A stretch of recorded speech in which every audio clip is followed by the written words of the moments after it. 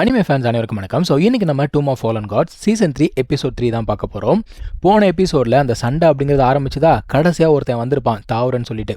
அவனோட அட்டாக் வந்து பார்த்தீங்கன்னா பயங்கர ஸ்ட்ராங்காக இருக்குங்க. நம்ம ஹீரோ இருந்தாலும் என்ன பண்ணுறான், அந்த ஒரு அட்டாக்கை தடுக்கிறான்.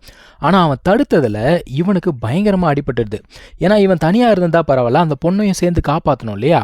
நம்ம ஹீரோக்கு பயங்கரமான அடி போல தெரியுது. அவனுடைய வாயிலிருந்து ரத்தமாக ஊற்றுதுங்க. ரத்தம் வரக்கூடாதுன்னு சொல்லிட்டு அவன் என்ன பண்ணுறான், வாயை மூடிக்கிறான் கையை வச்சு. ஆனாலும் அவனால் கண்ட்ரோல் பண்ணவே முடியல. இந்த பொண்ணும் பார்த்து இவளுக்கு பயங்கரமான ஒரு கவலை. இவன் என்ன பண்ணுறா, அவனுடைய வாயை போட்டு மூடுறாங்க. ஒரு சின்ன குழந்தை அவனோட ரத்தம் வாயிலேருந்து வந்துடக்கூடாதுன்னு சொல்லிட்டு கையை வச்சு மூடுறா. எந்த அளவுக்கு கொடூரமாக எடுத்திருக்கானுங்க பாருங்க. இந்த குழந்தை என்ன சொல்கிறா பாருங்க, நீ வந்து இறந்து போயிடக்கூடாது, நீ எனக்கு ப்ராமிஸ் பண்ணியிருக்கல, என் வாழ்க்கை ஃபுல்லாக என் கூட இருந்து பாதுகாப்புன்னு ப்ராமிஸ் பண்ணியிருக்கல, செத்து போயிடக்கூடாது அப்படிங்கிறா. இவனா சொல்கிறான், எனக்கு ஒன்றும் ஆகாது, கவலைப்படாத அப்படிங்கிறான். ஆனால் உண்மையை சொல்லணும்னா இவனோட இன்டர்னல் ஆர்கன்ஸ் எல்லாமே நசுங்கி போச்சு. அவனோட உயிரே பார்த்தீங்கன்னா அந்த நூல் இழையில தொங்கிட்டு இருக்கு. எப்போ சாவான் அப்படிங்கிறதே தெரியல. இப்போ அந்த தாவுழன் இருக்கான்ல, அவன் பார்க்குறான். அவன் என்ன சொல்கிறான், நீ ஆல்ரெடி சாகிற கண்டிஷனில் இருக்க, ஆனால் இப்போவுமே நீ வந்து இங்கேருந்து தப்பிச்சு போயிடலாம் அப்படின்னு யோசிக்கிற பார்த்தல, ரொம்ப பெரிய முட்டாள்தனம் அப்படிங்கிறான். நம்ம ஹீரோ பார்க்குறான், ரைட்டு, அப்போ சாகிற வரைக்கும் சண்டை போட்டு பார்த்துட வேண்டியதுதான் அப்படிங்கிற ஒரு முடிவுக்கு வரான். இப்போ இவன் யூஸ் பண்ண போகிறது ஒரு ஃபார்பிடன் ஆர்ட். இதை பற்றி இவங்க அப்பா இதுக்கு முன்னாடியே சொல்லியிருக்காரு. இதை வந்து பார்த்தீங்கன்னா யூஸ் பண்ணும்பொழுது ஒருத்தரோட நேச்சரே வந்து கம்ப்ளீட்டாக மாற்றிடும். அது மட்டும் இல்லாமல் இவங்களோட அந்த லைஃப் ஃபோர்ஸ் இருக்கு இல்லையா, அதை வந்து மொத்தமாக அப்சர்வ் பண்ணிடும். ஸோ இது வரைக்கும் இந்த ஒரு டெக்னிக்கை பயன்படுத்தி உயிரோட இருந்தவன் யாருமே கிடையாது. இவன் என்ன பண்ணுறான், குழந்தைய டீன் கிட்ட கொடுத்துட்றான்ப்பா. கொடுத்துட்டு இவன் வந்து சண்டைக்கு ரெடியாக ஆரம்பிக்கிறான். ஸோ நம்ம ஹீரோ பார்த்தீங்கன்னா அந்த ஒரு ஃபார்பிடன் ஆர்ட் வந்து பயன்படுத்துகிறாங்க. இது வந்து ஒரு டிமானிக் டெக்னிக் தான். அதை பயன்படுத்தும் பொழுது அவனை சுற்றி பார்த்தீங்கன்னா ஒரு 7 அவதார் மாதிரி கிரியேட் ஆகுது. அதாவது 7 டீமன்ஸ் மாதிரி கிரியேட் ஆகுது. ஸோ இவன் கிட்டேருந்து வரக்கூடிய அந்த ஆரா இருக்குது பாருங்க, இந்த ஆளுக்கு ஈக்குவலாக இருக்குங்க. அவனே பயப்படுறான். சுற்றி இருக்கவங்களாம் பார்க்குறாங்க, என்னடா அவன் 7 அவதார் கிரியேட் பண்ணியிருக்கான்ற மாதிரி அப்படியே வியந்து போய் பார்த்துக்கிட்டு இருக்காங்க. இப்போ இந்த 7 அவதாருமே வந்து பார்த்தீங்கன்னா சண்டை போடாது, அதோடைய மொத்த பவரையுமே நம்ம ஹீரோக்கு கொடுத்துரும். ஸோ இவனுக்கு நினச்சி கூட பார்க்க முடியாத அளவுக்கு இப்போ ஸ்ட்ரென்த் அப்படிங்கிறது கிடைக்குது. அதாவது இது எல்லாமே டிமானிக் எனர்ஜி தான். ஸோ இவன் சண்டை போகிறதுக்கு முன்னாடி என்ன பண்ணுறான், டீன் கிட்ட திரும்பி சொல்கிறான், அவளை பத்திரமா பார்த்துக்கோ அப்படின்னு சொல்கிறான். அவருமே என்ன பண்ணுறாரு, அந்த குழந்தைய தூக்கிட்டு அங்கேருந்து ஓடுறாரு.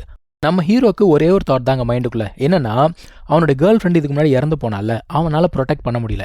இப்போ அதே மாதிரி ஒரு சம்பவம் தான் இங்கே நடக்குது. ஸோ இவளையுமே ப்ரொடெக்ட் பண்ண முடியாமல் போச்சுன்னா இவனால் சத்தியமாக தாங்க முடியாது. இப்போது சண்டை ஆரம்பிக்குதுங்க. இவன் யூஸ் பண்ணுற அட்டாக்கோட பேர் என்னென்னா 7 டீமன் பிளேட்ஸ். ஏன்னா மொத்தமாக 7 டீமன் இல்லையா. ஃபர்ஸ்ட் அட்டாக்கு மனுஷன் நகர்ந்து போயிட்டான். 2வது அட்டாக் என்ன பண்ணுறான்னா ஷீல்டை போட்டு தடுத்துக்கிட்டான். ஆனால் நம்ம ஹீரோ நேரத்தில் 3வது அட்டாக் அப்படிங்கிறத பண்ணும்போது ஷீல்டே வந்து பார்த்தீங்கன்னா பீஸாக உடஞ்சி போச்சு.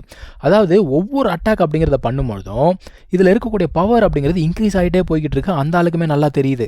இப்படியே சும்மா இருந்தால் இந்த மனுஷனுக்கு சங்கு ஊத வேண்டியது தான். ஸோ இந்த மனுஷனை எதிர்த்து அடிக்க ஆரம்பிக்க, ஆனால் நம்ம ஹீரோட அட்டாக்குக்கு முன்னாடி இதெல்லாம் ஒன்றுமே இல்லைன்ற மாதிரி ஆகிப்போச்சு. நம்ம ஹீரோ என்னதான் இங்கே சண்டை போட்டுட்டு இருந்தா கூட அவனுடைய மைண்ட் ஃபுல்லாக எங்கே இருக்குன்னா அவனோட கேர்ள் ஃப்ரெண்ட் கிட்ட தாங்க இருக்குது. அவளை காப்பாற்ற முடியலையே, அவளை வந்து விட்டுட்டோமே அப்படிங்கிற மாதிரி அதையே யோசிச்சுக்கிட்டு இருக்கான். ஸோ உடம்பு இங்கே சண்டை போடுது, ஆனால் மனசு அங்கே இருக்குது. அவன் என்ன பண்ணுறான், இந்த ஹெவன்ஸ் இருக்கும் இல்லையா, அந்த ஹெவன்ஸ் கிட்ட கத்துறான், இந்த மாதிரி அவளோட உயிரை திரும்ப கொடு அப்படின்னு சொல்லிட்டு கத்துறான். அந்த வெறியிலேயே சேர்த்து அட்டாக் பண்ணுறான் பாருங்க. இந்த ஒரு மனுஷன் அரண்டு போயிட்டாங்க, என்னடா இது அட்டாக் அப்படிங்கிற மாதிரி பார்க்குறான். என்னென்னமோ ஷீல்டெல்லாம் போட்டு தடுத்து வச்சா கூட மனுஷனுக்கு சரியான அடிங்க, லிட்டரலாக டிஃபீட் ஆயிட்டான் அப்படின்னு கூட சொல்லலாம். இப்போ நம்ம ஹீரோ அதோட நிற்கல.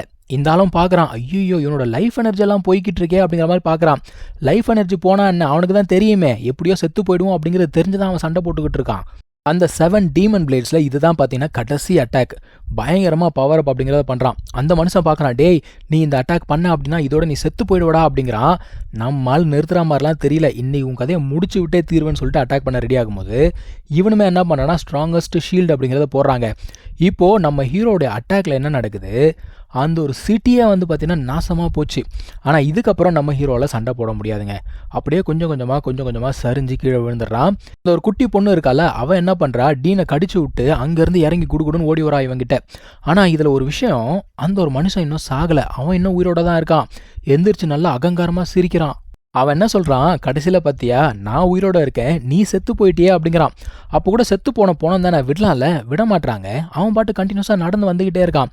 பொணத்தை என்னடா பண்ண போற, அந்த குழந்தை இருக்கால அவ வந்து என் பிரதரை தொடாத அப்படின்னு சொல்லிட்டு அங்கே போய் நிற்கிறா. இவன் அந்த குழந்தைகிட்டே கத்தியை நின்றான், ஒழுங்கு மரியாதை நகர்ந்து போ அப்படிங்கிறான். அந்த டைமில் டீன் சொல்கிறார், எப்பா நீ ஒரு லெவல் 4 வாரியர், கிட்டத்தட்ட லெவல் 5, நீ வந்து ஒரு குழந்தைய கொல்லுவியா, நீ உனக்கு வெக்கமா இல்லை அப்படின்னு சொல்லிட்டு கேட்குறாரு.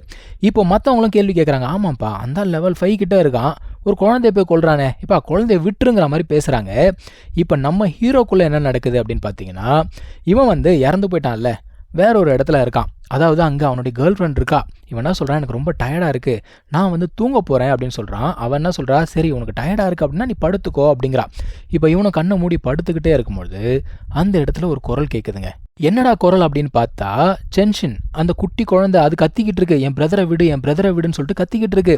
இவன் பார்க்குறான், ஐயோ இவ்வளோ வர விட்டு வந்துட்டோமே அப்படின்னு சொல்லிட்டு யோசிக்கிறான். ஸோ இப்போ இவனுடைய கேர்ள் ஃப்ரெண்ட் கிட்டே அவன் சொல்கிறான், இந்த மாதிரி என்னால் இங்கே இருக்க முடியாது, நான் திரும்ப போகணும் அப்படிங்கிறான்.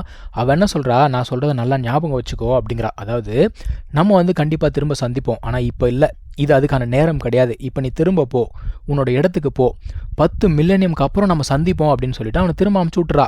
இப்போ கரெக்டாக அந்த ஒரு மனுஷன் என்ன பண்ணுறான், இந்த ஒரு குழந்தைய கத்தியில் குத்தலான்னு வரும்பொழுது நம்ம ஹீரோ திரும்ப உயிரோட வந்துடுறாங்க. வந்தவன் அந்த ஒரு கத்தியை பிடிச்சிருவானா, பிடிச்ச புடியில் அந்த கத்தியை உடஞ்சி போச்சு. இந்த ஆள் பார்க்குறான், என்னடா இவன் உயிரோட வந்துட்டான் அப்படிங்கிற மாதிரி பார்க்குறான். ஏன்னா சுற்றி இருக்கவங்க எல்லாருக்குமே தெரியும் இவன் இறந்து போயிட்டான்னு சொல்லிட்டு. ஆனால் உயிரோட ஒருவன் யாருமே நினச்சி பார்க்கலையே. இப்போ என்ன நடக்குதுன்னா, இவன் உடம்புக்குள்ளேருந்து ஏகப்பட்ட எனர்ஜி வெளில போச்சுல, லைஃப் ஃபோர்ஸ், அது எல்லாமே இவனுக்குள்ளே திரும்ப வர ஆரம்பிக்குதுங்க. அந்த ஆளுக்கு ஒன்றும் புரியல, நீ இறந்து போனதை நானே பார்த்தேன், எப்படி நீ உயிரோட வந்த அப்படின்னு சொல்லிட்டு பார்க்குறான். ஆனால் இவனோட காயங்கள் இன்னும் ஆறல. இவன் என்ன சொல்கிறான் எல்லாருக்கிட்டையும், அவன் இன்னும் ரெக்கவர் ஆகலடா, விட்டுறாதீங்க, அவனை கொல்லுங்க அப்படின்னு சொன்ன உடனே படை வீரர்கள் எல்லாமே ஓடி வராங்க. ஆனால் நம்ம ஹீரோ வந்து சண்டைலாம் போடாமல் அந்த இடத்துல அப்படியே நின்றுட்டு இருக்கான். திடீர்னு பார்த்தீங்கன்னா வானத்துலேருந்து லைட்னிங் வந்து அட்டாக் பண்ணுமா. என்னடா லைட்னிங் வருது அப்படின்னு பார்த்தீங்கன்னா, நம்ம குட்டி டிராகன் இருந்ததில் பயபுள்ள இவால் ஆகிடுச்சு போல தெரியுது. அதுதான் வந்து இங்கே வந்திருக்கு. என்னதான் அது இவால்வ் ஆனால் கூட அதோடைய வாய்ஸ் வந்து பார்த்தீங்கன்னா இன்னமும் பேபி வாய்ஸ் தான் இருக்குது. அது என்ன சொன்னது, சென்னான் நான் வந்துட்டேன்டா அப்படிங்குது. பார்த்தா போர்க்காலம். டேய் என்னடா நடக்குதுங்க, டே சென்னான் என்னடா ஆச்சு, உன் மேலே கை வச்சவன் எவன்டா அப்படின்னு சொல்லிட்டு பயங்கர கோவமாக கேட்குதுங்க. அந்த பக்கம் அந்த ஆள் பார்க்குறான், ஐயோ இங்கே என்னடா லெவல் 5 டிராகன் வந்திருக்குன்னு சொல்லிட்டு அந்த ஆள் தெரிச்சு ஓட ஆரம்பிக்கிறான். இப்போ நம்ம ஹீரோ பார்க்குறான், அவனை விட்டுறாத, அவனை புடி, அவனை முடிச்சு விட்டணும்னு சொல்லிட்டு அவனுமே அந்த டிராகன் மேலே ஏறி பயங்கர வேகமாக வராங்க. இந்த ஒரு மனுஷன் எப்படியாவது தப்பிச்சணும்னு சொல்லிட்டு பயங்கர வேகமாக ஓடிக்கிட்டு இருக்கான். ஆனால் இவரால் தப்பிக்க முடியல. நம்ம ஹீரோ துரத்தி வந்து இவருக்கு அதையே முடிச்சு விட்டான். இப்போ இன்னொரு மிஸ்டீரியஸான பிளேஸை காட்டுறாங்க. அந்த இடத்துல பார்க்கறதுக்கு டீமன் மாதிரி ஒருத்தன் இருக்காங்க. இவன் யார் அப்படிங்கிறது இன்னும் நமக்கு தெரியல, இப்போதான் காட்டுறாங்க. அது மட்டும் இல்லாமல் நம்ம ஃபேரி இருந்தா பார்த்தீங்களா, சீசன் 2ல் ஒரு ஃபேரி வருவா, அவள் அந்த இடத்துல இருக்கா. அவளை வேற யாரோ ஒருத்தர் கண்ட்ரோல் பண்ணுற மாதிரி இருக்கு. அவளுமே ஒரு டீமன் மாதிரி தான் இருக்கா. ஸோ என்ன நடக்குது அப்படிங்கிறத நம்ம அடுத்த எபிசோடில் தான் பார்க்கணும். வெயிட் பண்ணி பார்ப்போம். தேங்க்யூ ஸோ மச் ஃபார் வாட்சிங். Take care. பை.